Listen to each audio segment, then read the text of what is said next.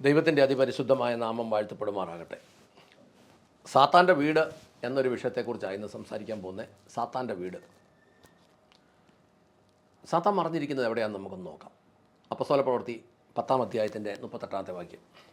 നസറേനായ യേശുവിനെ ദൈവം പരിശുദ്ധാത്മാവിനാലും ശക്തിയാലും അഭിഷേകം ചെയ്തതും ദൈവം അവനോട് കൂടെ ഇരുന്നതുകൊണ്ട് അവൻ നന്മ ചെയ്തും പിശാച് ബാധിച്ചവരെയൊക്കെയും സൗഖ്യമാക്കിയും കൊണ്ട് സഞ്ചരിച്ചതുമായ വിവരം തന്നെ നിങ്ങൾ അറിയുന്നുവല്ലോ. നസ്രയനായ യേശുവിനെ ദൈവം പരിശുദ്ധാത്മാവിനാലും ശക്തിയാലും അഭിഷേകം ചെയ്തതും ദൈവം തന്നോട് കൂടെ ഇരുന്നതിനാൽ അദ്ദേഹം നന്മ ചെയ്തും പൈശാചിക ശക്തിക്ക് അധീനരായവരെ സൗഖ്യമാക്കിക്കൊണ്ട് സഞ്ചരിച്ചതും നിങ്ങൾക്ക് അറിവ് ഉണ്ടല്ലോ. ഒന്നാമത്തെ കാര്യം, പൈശാചിക ശക്തിക്ക് അധീനരായിരുന്നവരെ സൗഖ്യമാക്കി എന്ന് അവിടെ എഴുതിയേക്കുന്നത്. അവിടെ തന്നെ തുടക്കത്തിൽ പറയുന്നു, യേശുവിനെ ദൈവം പരിശുദ്ധാത്മാവിനാലും ശക്തിയാലും അഭിഷേകം ചെയ്തതിനാലും ദൈവം തന്നോടുകൂടെ ഇരുന്നതിനാലും ഈ ഇമ്മാനുവൽ എന്ന പേരിൻ്റെ അർത്ഥം എന്താ? ദൈവം നമ്മുടെ കൂടെ. ഇവിടെ പൈശാചിക ശക്തിക്ക് അധീനൻ എന്ന് പറഞ്ഞാൽ ശരീരത്തിൽ ഒളിച്ചിരുന്നു എന്നതിനർത്ഥം. ഈ സൗഖ്യമാക്കിയവരുടെയൊക്കെ ഉള്ളിലായി പൈശാചിക ശക്തി ഒളിച്ചിരുന്നത്. അതിനെ പുറത്താക്കിയപ്പം സൗഖ്യമായെന്ന് എഴുതിയേക്കുന്നത്. അവൻ്റെ പിടിയിൽ നിന്ന് എന്ന് പറഞ്ഞാൽ സാത്താൻ്റെ പിടിയിൽ നിന്ന് മോചിപ്പിച്ചെന്നാണ് ഈ വാക്യത്തിൻ്റെ അർത്ഥം. പൈശാചിക ശക്തിക്ക് അധീനരായിരുന്നവരെ സൗഖ്യമാക്കിക്കൊണ്ട് എന്ന് പറഞ്ഞാൽ ഇവൻ്റെ പിടിയിൽ കിടന്നിരുന്നവരെ സൗഖ്യമാക്കി. ഇതെങ്ങനെയാണ് മനുഷ്യ ശരീരമായി സാത്താൻ ബന്ധമുണ്ടാക്കിയത് അല്ലെങ്കിൽ അകത്ത് കയറിയത്? അത് ഈ ദൈവം ആദത്തോട് പറഞ്ഞിരുന്ന അരുത് എന്ന് പറഞ്ഞ കാര്യം ചെയ്തതുകൊണ്ടാണ്. ദൈവവചനം അരുത് എന്ന് പറയുന്ന എന്തു കാര്യവും ചെയ്താൽ സാത്താനകത്ത് കയറും.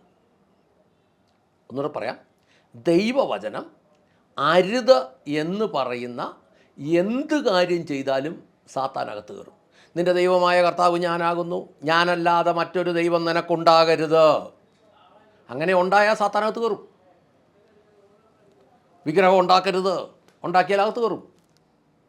മാതാപിതാക്കളെ ബഹുമാനിക്കണം, ബഹുമാനിച്ചില്ലെങ്കിൽ അകത്ത് കയറും. വ്യഭിചാരം ചെയ്യരുത്, ചെയ്താൽ അകത്ത് കയറും. മോഷ്ടിക്കരുത്, മോഷ്ടിച്ചാൽ അകത്ത് കയറും. അങ്ങനെ കൽപ്പനകൾ എന്ത് ലംഘിച്ചാലും ദൈവകൽപ്പന എന്ത് അരുതെന്ന് പറയുന്നുവോ അത് ചെയ്താൽ അകത്ത് കയറും. അതിനൊരു മാറ്റമില്ല. അപ്പോൾ അത് അരുതെന്ന് പറഞ്ഞ കാര്യം ചെയ്തത് കൊണ്ടാണ് പാപം അകത്ത് കയറുന്നത്. ഇനി എഫേസ്യർ 2:1-2-3 വായിച്ചേ. അതിക്രമങ്ങളാലും പാപങ്ങളാലും മരിച്ചവരായിരുന്ന നിങ്ങളെയും അവൻ ഉയർപ്പിച്ചു.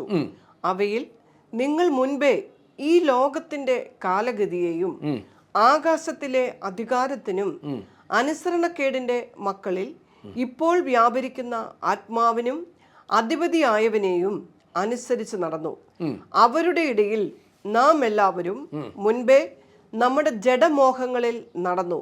ജഡത്തിനും മനോവികാരങ്ങൾക്കും ഇഷ്ടമായത് ചെയ്തും കൊണ്ട് മറ്റുള്ളവരെ പോലെ പ്രകൃതിയാൽ കോപത്തിൻ്റെ മക്കൾ ആയിരുന്നു. അതായത് അതിക്രമങ്ങളിലും പാപങ്ങളിലും മരിച്ചവരായിരുന്ന നിങ്ങളെയും അവിടുന്ന് ഉയർപ്പിച്ചു. നിങ്ങൾ മുമ്പേ ഈ ലോകത്തിൻ്റെ കാലഗതി പിന്തുടർന്നു. ആകാശത്തിലെ അധികാരത്തിനും അനുസരണം കെട്ടവിൽ ഇപ്പോൾ വ്യാപരിക്കുന്ന ആത്മാവിനും അധിപതിയായവനെ അനുസരിച്ച് പോന്നു. അവരുടെ ഇടയിൽ നാം എല്ലാവരും മുമ്പ് നമ്മുടെ ജഡമോഹങ്ങളിൽ ജീവിച്ചു. ജഡത്തിൻ്റെയും മനോവികാരങ്ങളുടെയും ഇഷ്ടം പ്രവർത്തിച്ചു. അതായത് ജഡമോഹം, മനോവികാരം, ഈ രണ്ട് മേഖലയിലുമാണ് ഇത് പ്രവർത്തിക്കുന്നത്. ജഡമോഹം, മനോവികാരം. ജഡമോഹങ്ങൾ നിവർത്തിക്കുന്നത് ശരിക്കും പറഞ്ഞാൽ ഒരു പ്രായം വരെയേ ഉള്ളൂ. അത് കഴിഞ്ഞാൽ ജഡത്തിന് ശേഷിയില്ലെന്നാകുമ്പോൾ ആ മോഹം അങ്ങ് കുറയും. ജഡത്തിൻ്റെ മോഹം എന്ന് പറഞ്ഞു കഴിഞ്ഞാൽ ഈ വ്യഭിചാരം മാത്രമൊന്നുമല്ല, ബാക്കി പല കാര്യങ്ങളും അതിനകത്തുണ്ട്. എന്നാൽ മനോവികാരം എന്നത് അതിനൊരു പ്രായപരിധിയൊന്നുമില്ല. മരണം വരെയും ഈ മനോവികാരം സംഭവിക്കും. ഓരോ പ്രായത്തിലും ഓരോ സൈസായിരിക്കും. ഈ നമ്മുടെ പെന്തക്കോസ് കോളത്തിലെയൊക്കെ പല ശുശ്രൂഷകരെയും കണ്ടില്ലേ, എന്നാ പ്രായമായാലും അവർ രാജാക്കന്മാരെന്നുള്ളത് അവരുടെ ഒരു ധാരണ. ഞാൻ മോശയാണ്, ഞാൻ യേശുവാണെന്ന് പറയുന്നില്ലെന്നുള്ളത് വേറൊരു കാര്യം. അത് പറയാൻ അവസരം കിട്ടിയെന്ന് അതുകൂടെ പറഞ്ഞേനെ. എന്തോ ഒരു പുകഴ്ചയാണ് അങ്ങ് പുകഴുന്നത്. ഇത് കേൾക്കുമ്പോഴത്തേനും അങ്ങ് ആകാശത്തോളം പൊങ്ങുക, മനോവികാരമാണ്. എന്നാൽ ക്രിസ്തു എന്ന് പറഞ്ഞാൽ പരിശുദ്ധാത്മാവ് ഒരുത്തൻ്റെ ഉള്ളിൽ കയറുമ്പോൾ അവൻ്റെ അന്ധത അങ്ങ് മാറും. ഈ പരിശുദ്ധാത്മാവ് ഇറങ്ങിപ്പോയാൽ പിന്നെ മുഴുവൻ അന്ധതയായി മാറും. പരിശുദ്ധാത്മാവ് അകത്തുള്ളപ്പോൾ ഞാൻ ഒന്നുമാണെന്ന് എനിക്ക് തോന്നുന്നില്ല. പക്ഷേ പരിശുദ്ധാത്മാവ് പുറത്തു പോയി കഴിഞ്ഞാൽ പിന്നെ ഞാൻ അന്യായ പണ്ഡിതനാണ്, എനിക്ക് അറിയാൻ മേലാത്ത കാര്യങ്ങളൊന്നുമില്ല, പിന്നെ ഞാൻ അങ്ങ് ആളായി മാറുക. പൗലോസ് പറഞ്ഞ് ഞാൻ പാപികളിൽ ഒന്നാമനാന്ന്. നമ്മളിപ്പോഴത്തെ വിശ്വാസിയും ശുശ്രൂഷകരും പറയുന്നത് തന്നെ ഞാൻ നീതിമാന്മാരിൽ ഒന്നാമനാണ്. യേശുവോ, ഇനി യേശുവിനെ വിടും, പരിശുദ്ധാത്മാവ് പോലും എന്നോട് ചോദിച്ചിട്ടാണ് പല കാര്യങ്ങളും എഴുതുന്നെന്നാണ് ഇപ്പോൾ ഉള്ളവർ പറയുന്നത്. പരിശുദ്ധാത്മാവിനെ പോലും ഞാൻ വചനം പഠിപ്പിക്കും എന്ന ചിന്താഗതിയാണ് ഈ ഒരു മനുഷ്യൻ്റെ ഉള്ളിൽ നിന്ന് പരിശുദ്ധാത്മാവ് ഇറങ്ങിപ്പോയി കഴിഞ്ഞാൽ. പിന്നെ ഈ പരിശുദ്ധാത്മാവ് അകത്തുണ്ടെങ്കിൽ അത് അതിൻ്റെതായ എല്ലാ ലക്ഷണങ്ങളും കാണിക്കും. ഒന്നാമത് ആവശ്യമില്ലാത്തടത്തൊന്നും പരിശുദ്ധാത്മാവ് തലയിടുകയില്ല, ഡീസൻ്റാണ് പരിശുദ്ധാത്മാവ്. ഇനി വായിക്കാം മത്തായി 12:43-44. അശുദ്ധാത്മാവ് ഒരു മനുഷ്യനെ വിട്ട് പുറപ്പെട്ട ശേഷം നീരില്ലാത്ത സ്ഥലങ്ങളിൽ കൂടി തണുപ്പ് അന്വേഷിച്ചുകൊണ്ട് സഞ്ചരിക്കുന്നു, കണ്ടെത്തുന്നില്ല താനും. ഞാൻ പുറപ്പെട്ടു പോന്ന എൻ്റെ വീട്ടിലേക്ക് മടങ്ങിച്ചെല്ലും എന്ന് അവൻ പറയുന്നു. ഉടനെ വന്ന് അത് ഒഴിഞ്ഞതും അടിച്ചുവാരി അലങ്കരിച്ചതുമായി കാണുന്നു. മതി. അപ്പോൾ ദുരാത്മാവ് ഒരു മനുഷ്യനിൽ നിന്ന് പുറത്ത് കടന്ന് വെള്ളമില്ലാത്ത പ്രദേശങ്ങളിൽ കൂടി വിശ്രമം തേടി സഞ്ചരിക്കുന്നു. അത് കണ്ടെത്താൻ കഴിയാതെ ഞാൻ വിട്ടുപോകുന്ന വീട്ടിലേക്ക് തിരികെ ചെല്ലും എന്ന് പറയുന്നു. അങ്ങനെ ചെല്ലുമ്പോൾ ആ വീട് ഒഴിഞ്ഞും അടിച്ചു വാരിയും ക്രമീകരിക്കപ്പെട്ടും കാണുന്നു. അതായത് ഈ രക്ഷിക്കപ്പെട്ട ഒരുത്തനെക്കുറിച്ചാണ് ഇത് പറയുന്നത്. അവനിൽ നിന്ന് ദുരാത്മാവ് വെളിച്ചാടി എന്ന് പറഞ്ഞു കഴിഞ്ഞാൽ ദുരാത്മാവിൻ്റെ വാസസ്ഥലം, ദുരാത്മാവിൻ്റെ വീട് ഏതാണെന്നാണ് പറയുന്നത്? അവൻ്റെ ശരീരം. എന്നിട്ട് അവൻ വെള്ളമില്ലാത്ത പ്രദേശങ്ങളിൽ കൂടി ഈ വിശ്രമം തേടി സഞ്ചരിക്കുന്നു എന്ന് പറഞ്ഞാൽ ഇവൻ ആദ്യമേ വിശ്രമിച്ചുകൊണ്ടിരുന്നത് എവിടെയാ? ഈ മനുഷ്യൻ്റെ ശരീരത്തിനകത്ത്. ഈ മനുഷ്യൻ്റെ ശരീരം അത് കണ്ടെത്താൻ കഴിയാതെ ഞാൻ വിട്ടുപോകുന്ന വീട്ടിലേക്ക് തിരികെ ചെല്ലും. അപ്പോൾ സാത്താൻ്റെ വീടേതാ? സാത്താൻ്റെ വീടേതാ? പരിശുദ്ധാത്മാവ് ഉള്ളി വസിക്കാത്തവൻ്റെ ഉള്ളം സാത്താൻ്റെ വീടാണ്. മനുഷ്യ ശരീരം തൻ്റെ വീടാണെന്ന് സാത്താൻ പറയുന്നു. ഞാൻ അവിടെയാണ് വിശ്രമിക്കുന്നതെന്നാണ് പുള്ളി പറയുന്നത്. ഞാൻ വിശ്രമിക്കുന്നു. അപ്പോൾ പുള്ളി അധ്വാനം എല്ലാം കഴിഞ്ഞ് വിശ്രമിക്കുന്ന അതിനകത്താണ്. ഇനി ഉൽപ്പത്തി 2:7 നമ്മൾ വായിക്കുന്നത് മനുഷ്യൻ ജീവാത്മാവായെന്നാണ് വായിക്കുന്നത്. മലയാള ബൈബിളെല്ലാം ജീവനുള്ള ദേഹി എന്നാണ്, തെറ്റിപ്പോയത് ദൈവം ക്ഷമിക്കട്ടെ. ജീവാത്മാവാണ്. ഈ ജീവാത്മാവിനുള്ളിൽ ക്രിയ ചെയ്യാൻ സ്വാതന്ത്ര്യം ഞാൻ കൊടുക്കാത്തപ്പോൾ ദുരാത്മാവ് തന്നെ ക്രിയ ചെയ്യാൻ തുടങ്ങും. കാരണം ദുരാത്മാവിന് ക്രിയ ചെയ്യാൻ ഞാൻ സ്വാതന്ത്ര്യം കൊടുത്തല്ലോ. ഇപ്പം ഞാനൊരു ഉദാഹരണം പറയാം.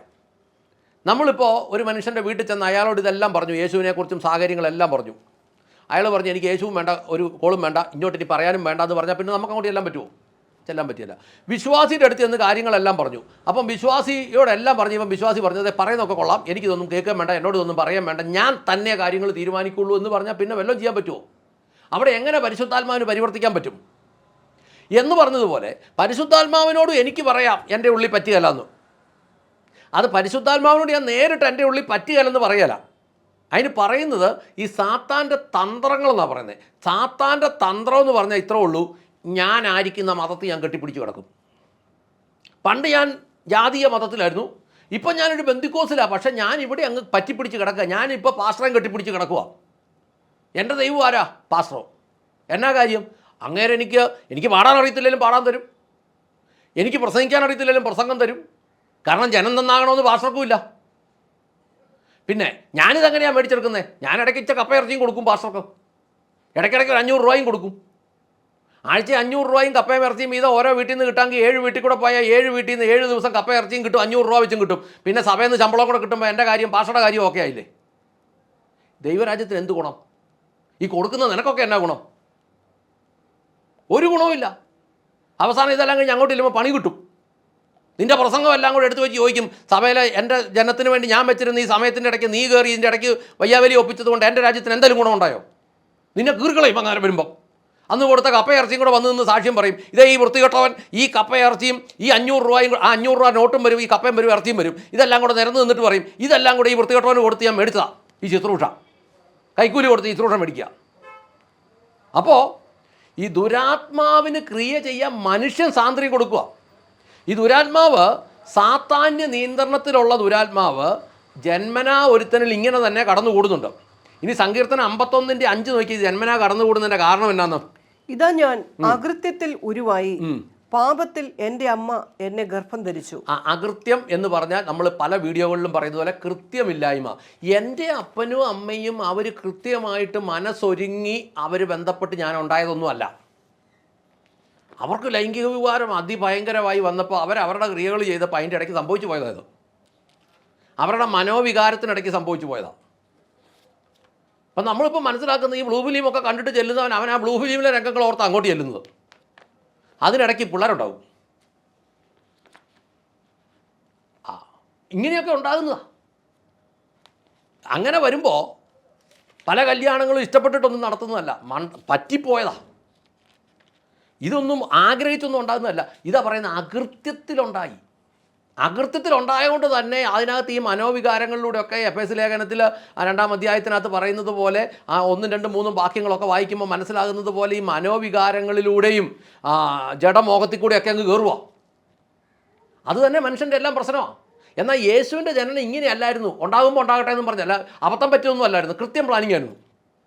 അതുകൊണ്ട് മത്തായി 12:23 പറയുന്നു, സാത്താൻ പറയുന്നു, മനുഷ്യൻ്റെ ശരീരം പരിശുദ്ധാത്മാവ് വസിക്കാത്ത, പരിശുദ്ധാത്മാവിന് നിയന്ത്രണം കൊടുക്കാത്ത ശരീരങ്ങൾ എൻ്റെ വീടാണ്, എൻ്റെ ഫ്ലാറ്റാണ്, എൻ്റെ വില്ലയാണ്, എൻ്റെ ഗസ്റ്റ് ഹൗസാണ്, എൻ്റെ റിസോർട്ടാണ്, ഞാൻ അതിനകത്ത് സുഖിക്കും. പ്രാർത്ഥിക്കാം. നിങ്ങളൊന്ന് ചിന്തിച്ചോ, നിങ്ങളുടെ ഉള്ളം പരിശുദ്ധാത്മാവിൻ്റെ വീടാണോ ദുരാത്മാവിൻ്റെ വീടാണോ? വ്യവസ്ഥകൾ എന്താണെന്ന് പറഞ്ഞു കഴിഞ്ഞു. പ്രാർത്ഥിക്കാം. സ്വർഗസ്ഥനായ ഞങ്ങളുടെ പിതാവേ, ഞങ്ങളുടെ കർത്താവായ യേശു ക്രിസ്തുവേ, പരിശുദ്ധാത്മാവായി ഞങ്ങളുടെ നല്ല ദൈവമേ, എന്നെ ശ്രമിക്കുന്ന ഓരോ പ്രിയപ്പെട്ടവരെയും അങ്ങയുടെ സന്നിധിയിലേക്ക് ഏൽപ്പിക്കുന്നു. കർത്താവെ, അവരെ ശോധന ചെയ്യുവാൻ ദൈവത്തിൻ്റെ പരിശുദ്ധാത്മാവ് അനുവദിക്കണമേ. കർത്താവെ, അവർ പരിശുദ്ധാത്മാവിൻ്റെ മന്ദിരമാണോ അതോ ദുരാത്മാവിൻ്റെ മന്ദിരമാണോ എന്ന് കർത്താവെ അവർ കൃത്യമായി തിരിച്ചറിഞ്ഞ് അവർ രക്ഷിക്കപ്പെടുവാൻ, കർത്താവെ അവർ കൃത്യമായി തിരിച്ചറിഞ്ഞവർ പരിശുദ്ധാത്മാവിൻ്റെ മന്ദിരമാണ് അതിൽ വളരുവാൻ, കർത്താവെ തന്ത്രകുതന്ത്രങ്ങളുമായി വിശ്വാസം അഭിനയിച്ച് നടക്കുന്നവരാണെങ്കിൽ യോഗ്യമായ വിശ്വാസത്തിലേക്ക് വരുവാൻ ദൈവം പ്രിയപ്പെട്ടവരെ അനുഗ്രഹിക്കണമേ എന്ന് പ്രാർത്ഥിക്കുന്നു. ബുദ്ധിയുടെ മേഖലകൾ, ആത്മാവിൻ്റെ മേഖലകൾ ദൈവം തുറന്നു കൊടുക്കണമേ. കാര്യങ്ങൾ യഥാർത്ഥത്തിൽ കാണുവാൻ ദൈവം സഹായിച്ച് അനുഗ്രഹിക്കണമേ. കൃപയാൽ നടത്തണമേ. അങ്ങ് പ്രാർത്ഥന കേട്ട് അനുഗ്രഹിച്ച കൃപയ്ക്ക് നന്ദി. യേശു ക്രിസ്തുവിൻ്റെ ധന്യമുള്ള നാമത്തിൽ തന്നെ. ആമേൻ, ആമേൻ, ആമേൻ.